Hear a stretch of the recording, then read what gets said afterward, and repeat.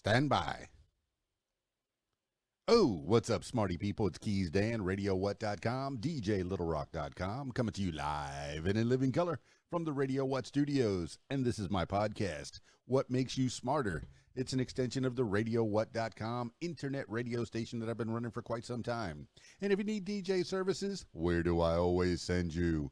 DJLittleRock.com. One more time. DJLittleRock.com. Check availability and get a free price quote, and maybe you can have me at your next event. You know, I like to party with the people. The people need to be entertained. Are you not entertained? Let me entertain you. This week's shows, I will be at the Rab in Conway, Arkansas, Friday night, my usual Friday night gig, my one public show every week. I save the rest of the time for private parties, you know, weddings and stuff. But my one public show is at the Rab in Conway, Arkansas, Friday night, 8 p.m. until 12:30 in the AM. They got a full bar, the kitchen's open, pool tables, pool tournament on Friday night. So if you want to try your hand at playing pool and possibly make some money while you're doing it and waiting to sing on stage right next to yours truly, you can come out to the Rab Friday night, 8 p.m. until 12:30 in the AM, Conway, Arkansas. All right. Also, if you'd like to tell your story or hear the stories of others, I encourage you to check out my other podcast. It's called What Makes You Famous. Find it everywhere using the hashtag What Makes You Famous. Now, on with the show.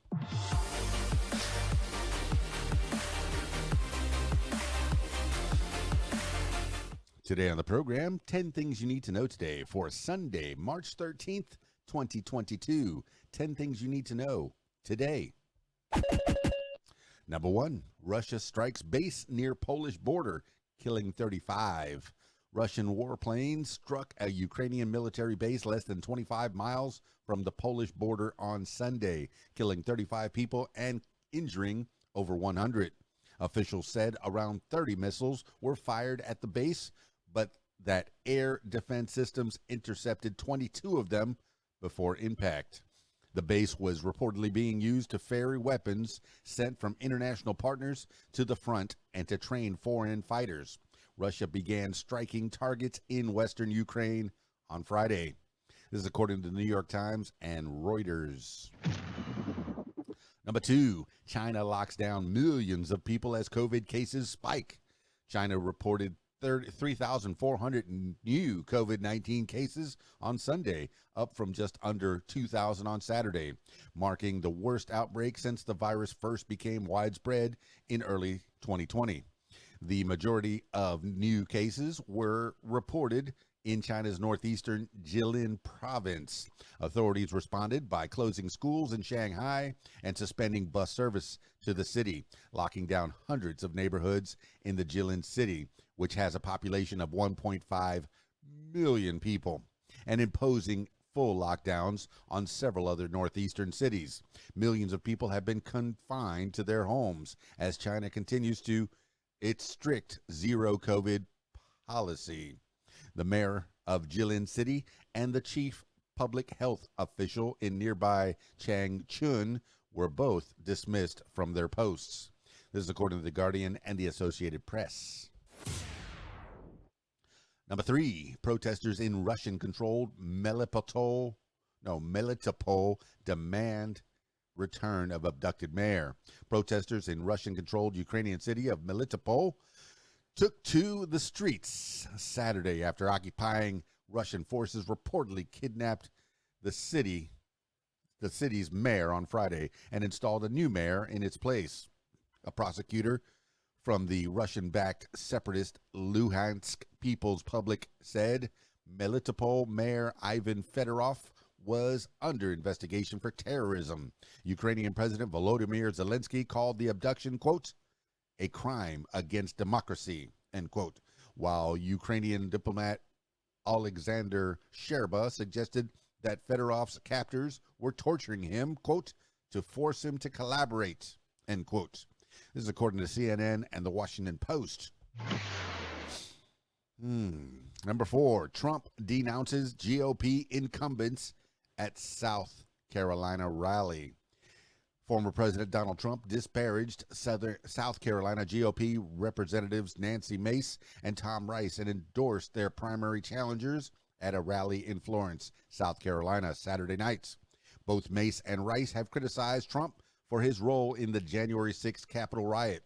Trump endorsed Katie Arrington, a former state representative who called Trump, quote, Big Daddy, end quote, in her speech Saturday to replace Mace. Against Rice, he championed the state representative Russell Fry, who referred to anti-Trump Republicans as, quote, grandstanding losers, end quote. Nikki Haley, a former South Carolina ambassador to the United Nations under Trump, has endorsed Mace. She did not attend the rally. This is according to The Independent and Politico. Number 5, U.S. blames Iran for ballistic missile attack on Iraqi Kurdistan. U.S. officials blamed Iran after a dozen ballistic missiles struck Erbil, the capital of the semi-autonomous Iraqi Kurdistan, on Sunday.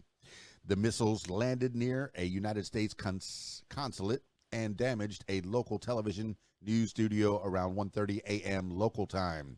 No one was killed or injured.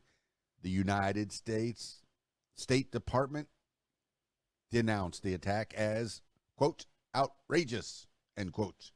Iraqi Prime Minister Mustafa al-Kadhimi called the strike, quote, an attack on the security of our people, end quote, and promised that Iraq's, quote, security forces will investigate and stand firm against any threats, end quote. This is according to the BBC and the Washington Post. Number 6, Saudi Arabia conducts mass execution of 81 people. Saudi Arabia's state-run Saudi press agency reported Saturday that the kingdom had carried out a mass execution of 81 people. Those executed, a group comprising of 73 Saudis, 7 Yemenis, and 1 Syrian, had been convicted of terrorism, murder, kidnapping, torture, rape, and weapon smuggling.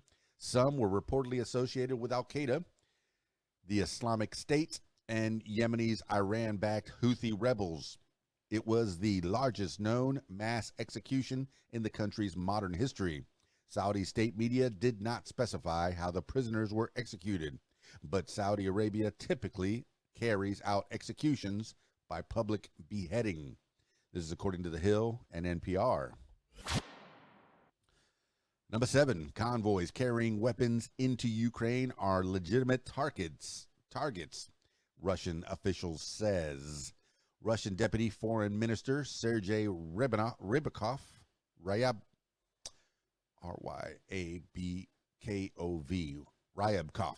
appeared on Russian state television Saturday to warn that his country's military forces could conduct strikes against convoys carrying foreign weapons into Ukraine. Quote, we warned the United States that pumping Ukraine with weapons from a number of countries orchestrated by them is not just a dangerous move, but these are actions that turn the corresponding convoys into legitimate targets, end quote, Ryabkov said.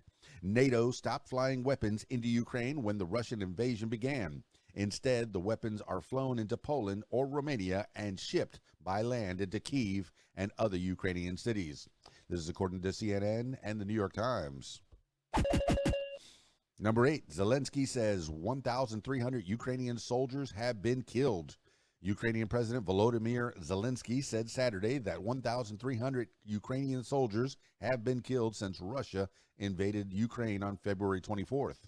This is the first time Ukraine's government has released an estimate of Ukrainian military casualties since the first day of the war, when Zelensky's office said at least 30 members of the country's armed forces had died. On March 2nd, Russian sources claimed that over 2,800 Ukrainian soldiers had been killed. The U.S. government estimates that Ukraine has suffered between 2,000 and 4,000 military deaths, one official said Wednesday. This is according to the Kyiv Independent and The Week. Number 9, Russian stock exchange won't reopen on Monday. Russia's central bank announced Saturday that the Moscow exchange will not reopen on Monday, though commodity and foreign currency trading will resume. The Moscow exchange closed on Friday, February 25th, the day after Russian forces invaded Ukraine, and has remained closed ever since. Quote, the moment that Russian stock exchange opens, it will be disbanded. Hear me? It will blow up. End quote. President Biden told a group of House Democrats in Philadelphia on Friday. This is according to Reuters and CNN. Number 10, Biden gets advice from TikTok influencers in new SNL Cold Open.